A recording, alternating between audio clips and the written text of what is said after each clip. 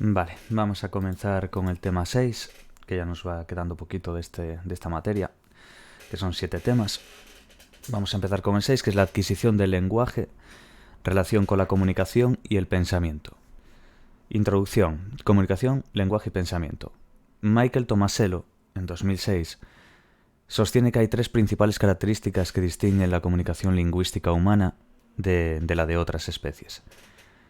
Una, por su carácter simbólico, que es a través de convenciones sociales. Otra, por su carácter gramatical, que son patrones que proveen de significado. Y el desarrollo de diferentes lenguas, mutuamente ininteligibles. El lenguaje se relaciona y se funde con el pensamiento.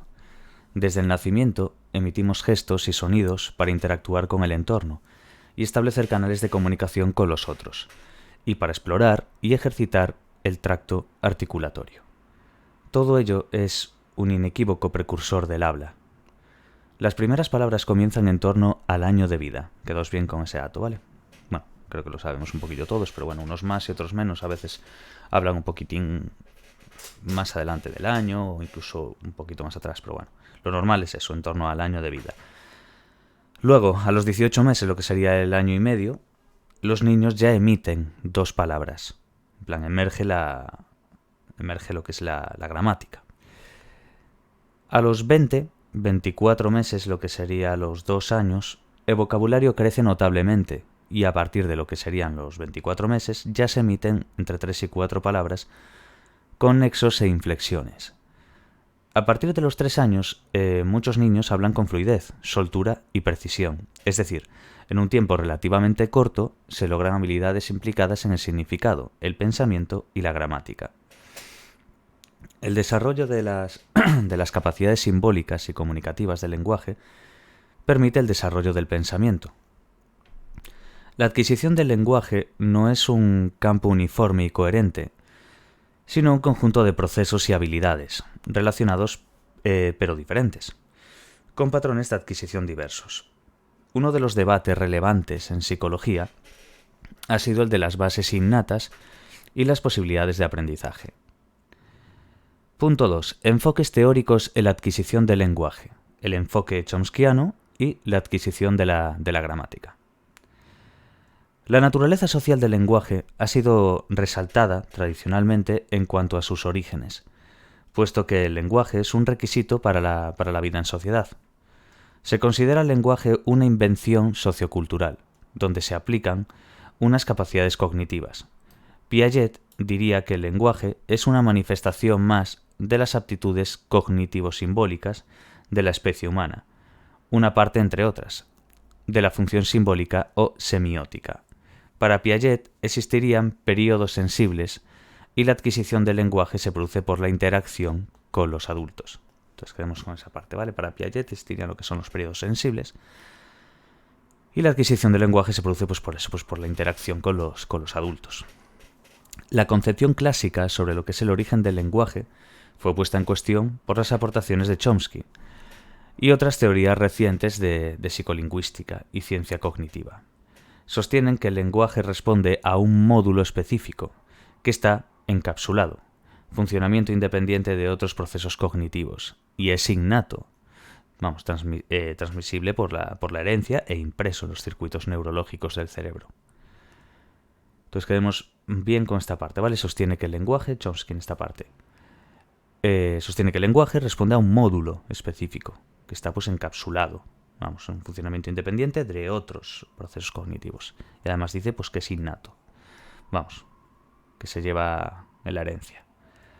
Chomsky defiende que el principal rasgo de la comunicación lingüística es la creatividad.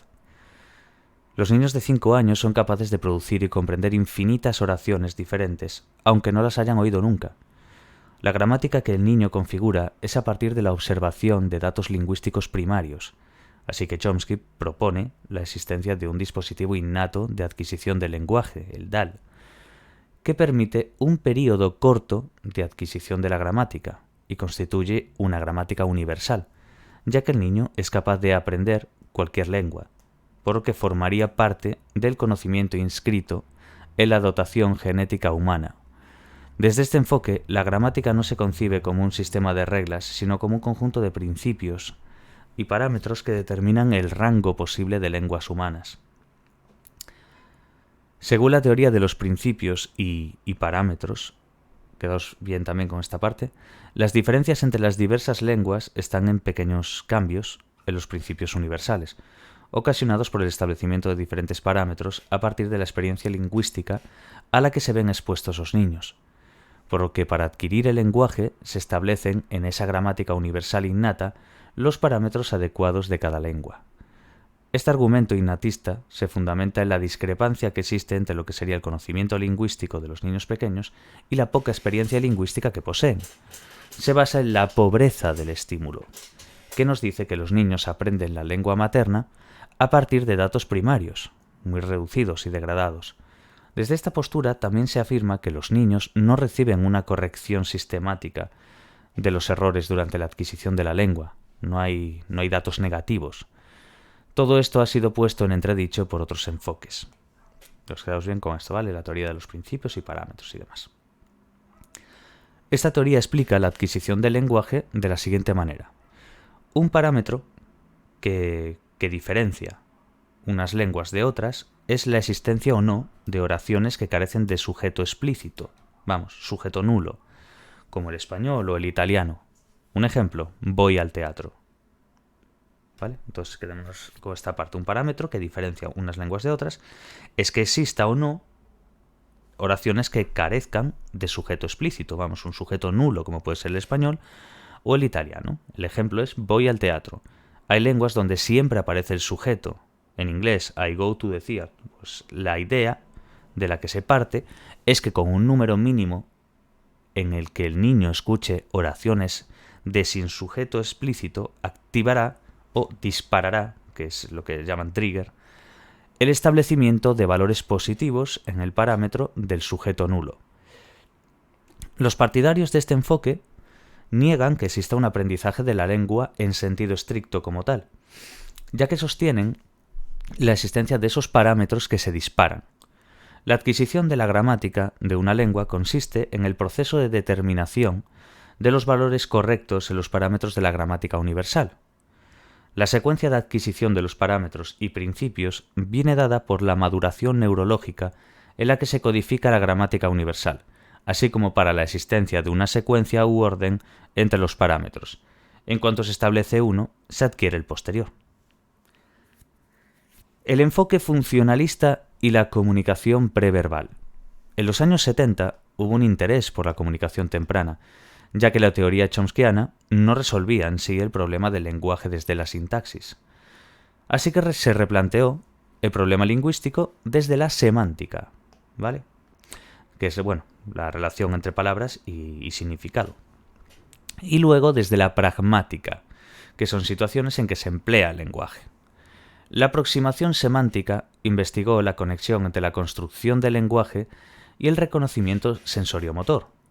Las primeras sintaxis parecían reflejar características propias de la etapa sensoriomotora, como las relaciones causa y efecto, y el comportamiento, lo que sería la desaparición y la reaparición de los objetos. Pero surgieron problemas con la complejidad de la gramática. En la corriente pragmática del lenguaje, este se entiende no solo como un código abstracto y arbitrario, sino que además se supedita a su objetivo comunicativo y a las necesidades de cada comunidad. Los filósofos Austin o Searle enfatizaban la distinción entre lo que se dice, lo que es el acto locucionario, y su objetivo, lo que sería el acto ilocucionario, cuya meta sería la adecuada transmisión del mensaje. Todas las corrientes funcionales comparten el que el lenguaje es un instrumento con el que se coopera y actúa en el mundo a través de los otros, de manera que la dimensión pragmática es indispensable para estudiar el lenguaje. Con el enfoque pragmático se desplazó el objeto de estudio, desde el individuo hacia la interacción social, lo que permitió incorporar aspectos sociocognitivos y contextuales como factores centrales a la hora de explicar el uso y estructura del lenguaje, como por ejemplo la intención comunicativa del hablante, la posesión de un marco de referencia compartido, las consecuencias de los actos del habla o los contextos. La comunicación precede al lenguaje, así que, quedaos con eso, ¿vale? La comunicación precede al lenguaje, así que cuando surge la intención de... Así que, básicamente la pregunta en sí es, ¿cuándo surge la intención de comunicación? ¿A través de qué medios? ¿Cómo se relacionan estos hechos con la emergencia del habla?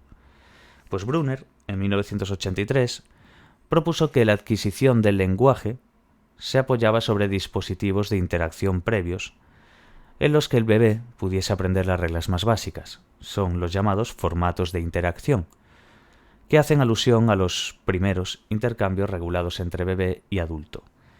Esto lo respaldaría algún hecho biológico desligado de cualquier función individual. Kay, 1982, advertía que los bebés realizan pausas en la succión, fenómeno que no ocurre en otros mamíferos y no tiene función fisiológica. Las pausas son sistemáticamente contestadas por las madres, que hablaban y tocaban al bebé hasta iniciar de nuevo la succión. La autora planteó que la función de esas pautas era facilitar la interacción por turnos, es decir, implantar unos ritmos propios de un diálogo.